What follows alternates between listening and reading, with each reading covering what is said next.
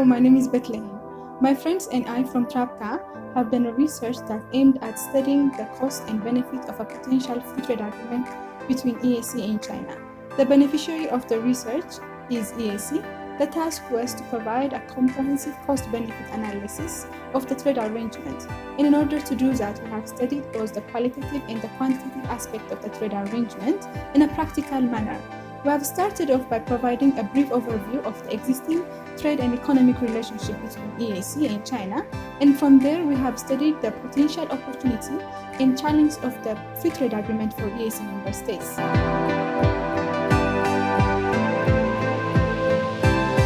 The opportunities from this FTA are great, in particular the preferential access to the world's second largest economy and large FTA inflows.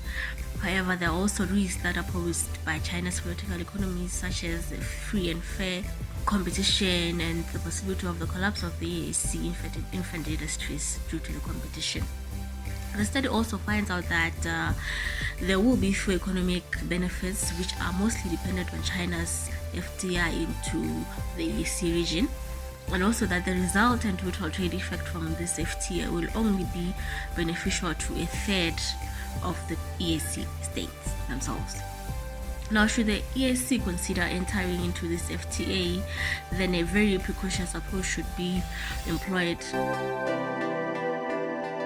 From the quantitative findings, we yielded quite some important results in that, zero tariffs, for example, in an EAC China FTA indicated that there was going to be a little trade creation between the EAC and China.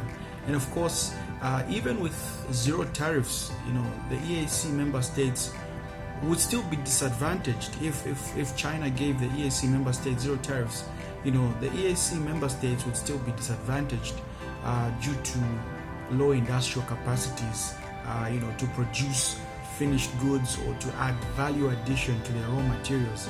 And of course, there would be one-sided trade effects, and this would likely increase the industrial dominance of China and Chinese products in the EAC, and probably this would even lead to a collapse of some SMEs in the EAC as a result, of the China EAC FTA, and therefore really for the EAC they would still export raw materials and import finished goods of higher value.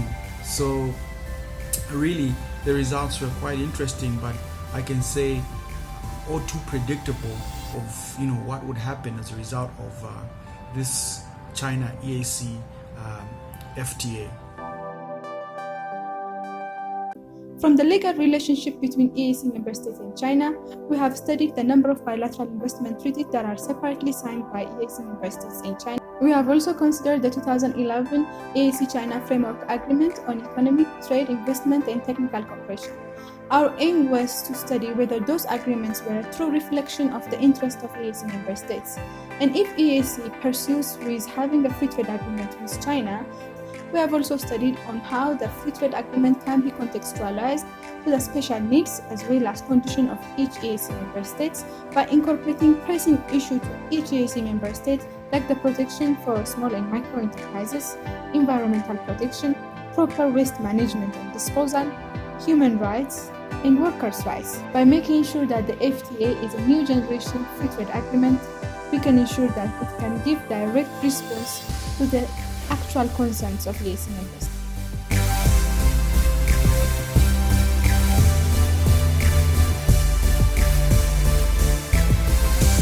This research was done by 7 experts from different African countries. We have lawyers, economic experts, researchers, customs officials amongst us, which helped us to look into the practical aspect of the task, and we have learned a lot from one another. We do hope that the EAC has found our research helpful, and we would like to thank TRAPCA and TradeLab for providing the opportunity for us. Thank you.